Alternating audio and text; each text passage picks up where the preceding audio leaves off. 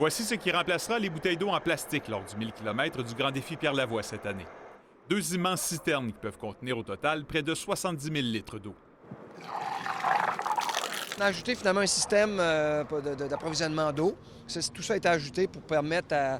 Il y en a 30 sur chacun des véhicules, donc 36 litres à la fois. Ça prend environ 2 secondes de remplir ta bouteille. C'est en collaboration avec une entreprise de transport de Lévis que Pierre-Lavoie et son équipe ont élaboré ce système.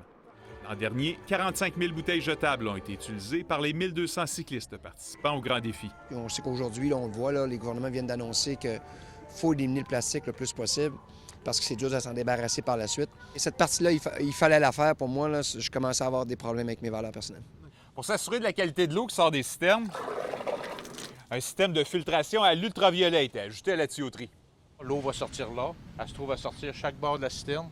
Il y a des systèmes UV que vous voyez chaque bord de la citerne pour être sûr qu'il n'y a pas de bactéries dans l'eau. Température de l'eau, si on regarde, on a fait des tests en fin de semaine. On a chargé cette citerne-là. Puis si on ouvre les valves un matin, qui fait que 4 jours, l'eau est bien froide encore parce que c'est des citernes isolées.